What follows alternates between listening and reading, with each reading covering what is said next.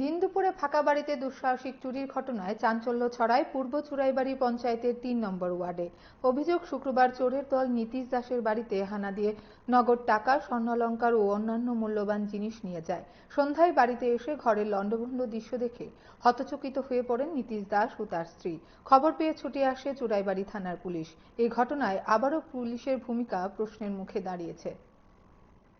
পূর্ব চুরাইবাড়ি গার্লসবাতি ৩ নম্বর ওয়ার্ডের বাসিন্দা। আমি এই বাড়ির মালিক। আমার বাড়িতে ব্যবহার শুরু গেছে। আমি যা দেখলাম ঠাকুরের উপাসনা আগামীকালকে এখন সবজি বাড়া নেই, সেই উপলক্ষে 3টা দরজা বানিয়ে একটা ছিল। আমার নাম জগদীশ দাস। কি কিনেছে? জিনিস নিচে নগদ 30,000 টাকা, সোনা নিচে, হাতে চুরি নিচে, গলার এই নেকলেস নিচে, আর আরো টুকরা রূপা আছে চলে গেছে। আপনারা পুলিশে জানাইছেন? আমরা পুলিশে জানাইছি, পুলিশে ইনকোয়ারি করছে।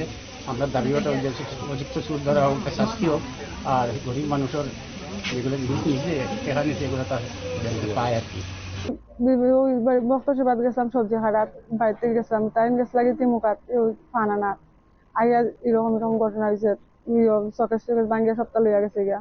টাকা আসিল 30,000 টাকার উপরে আসিল, কানের আসিল সোনা 2 জোড়া, একটা সোনার আংটি আসিল, মঙ্গলসূত্র আসিল, নিচে গিয়ে রূপার জিনিস জিনিস আরো আসিল।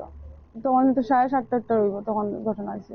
আমরা গেছি 6:30টার সময় আসিল। তার বাবা গেছে তিমুকাত ফানা না, তো ওইখান থেকে আইয়া তখন ঘটনা এরকম তালা ভাঙ্গিয়া ঢুকিয়া এরকম বসে চলিয়া গেছে। ডকুমেন্ট সব লইয়া গেছে। 3 তালা আনছিল, 3 ঘরের 3টা ভাঙছে। আমি জিজ্ঞাসা দিতে হয়েছে, যা হয়েছে তারা লিখতে নিয়েছে। আমরা যাতে সুরত ধরা পড়ে প্রশাসন কাছে, যাতে আমরা জিনিসটাও যাতে পাই, গরিব মানুষ এটা যাতে আমরা পাই, সুরত যাতে ধরা